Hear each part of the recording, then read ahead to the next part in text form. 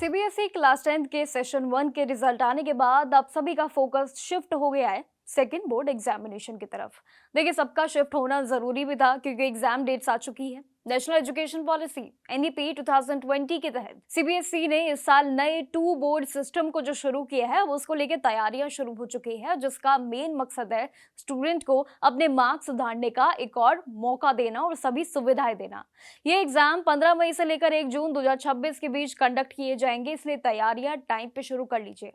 Result आने के तुरंत बाद बोर्ड ने एलओसी यानी कि लिस्ट ऑफ कैंडिडेट्स जमा करने के लिए भी सर्कुलर जारी कर दिया है। ये एक आप मेन और इम्पॉर्टेंट गाइडलाइन समझ लीजिए, क्योंकि स्टूडेंट्स को दोबारा बैठना जो चाहते हैं, जिनके लिए मार्क्स इंप्रूव करना एक बहुत ही अहम भूमिका है, वो इसके लिए जरूर तैयार है।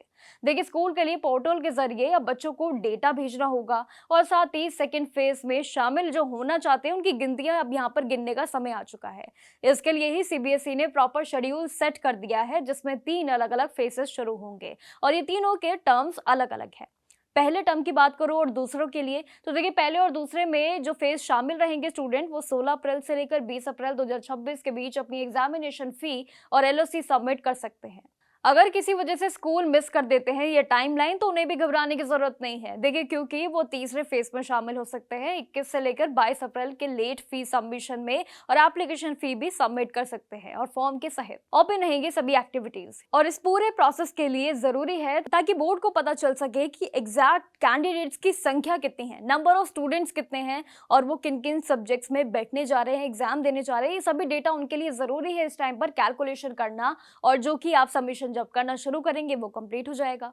लेकिन इस एग्जाम में बैठने के लिए कुछ कड़े नियम भी जरूर है, यानी कि रूल्स एंड रेगुलेशंस। सबसे जरूरी शर्त यह है कि स्टूडेंट का फर्स्ट बोर्ड एग्जाम में बैठना एकदम अनिवार्य जरूरी होना चाहिए, यानी कि उनके लिए एब्सेंट और प्रेजेंट का खेल यहाँ पर इंपॉर्टेंट है।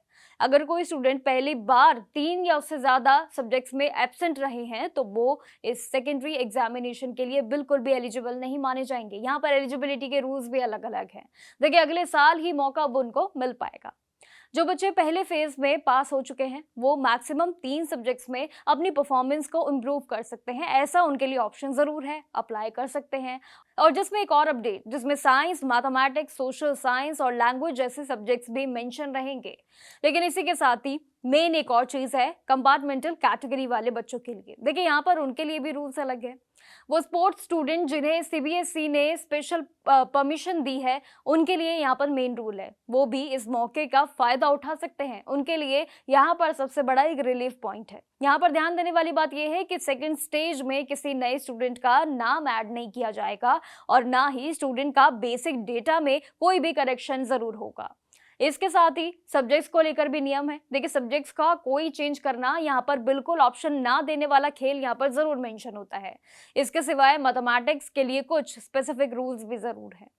एक और बात जो आप सभी बच्चों को याद रखनी है और समझनी भी होगी, वो भी इस पर्टिकुलर टाइम में, देखिए, वो है इंप्रूवमेंट और सिर्फ थ्योरी एग्जाम्स यानी कि रिटन जो आपके पेपर थे उसके लिए इंपॉर्टेंट रूल्स। इंटरनल असेसमेंट में कोई भी चेंज नहीं होगा इस बार, क्योंकि वो पूरा साल का प्रोसेस होता है और ये पूरा सिस्टम इसीलिए लाया गया है ताकि बच्चों पर एग्जाम का लोड भी ना रहे और उन्हें अपने स्कोर बढ़ाने के लिए पूरा 1 साल का इंतजार भी ना करना पड़े, सुविधाएं उनको टाइम पर मिले। देखिए, ये पूरे प्रोसेस से समझ में आती है सारी चीजें कि सीबीएसई बिल्कुल अलर्ट मोड पे है ताकि बच्चों के लिए कोई भी प्रॉब्लम्स क्रिएट ना हो, एग्जामिनेशन एकदम स्मूथली चल सके जिस तरीके से पहले रहे, और ये जो सेकेंड चांस मिल रहा है इसमें कोई भी बच्चा पीछे ना रहे।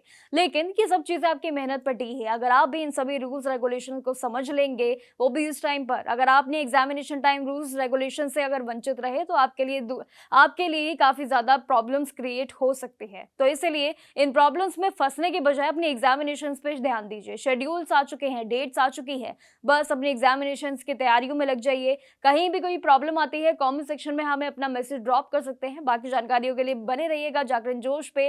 सीबीएसई और भी बोर्ड एग्जाम्स को लेकर हम आपके साथ जुड़े रहेंगे। तब तक के लिए नमस्कार और देखते रहिएगा जागरण जोश।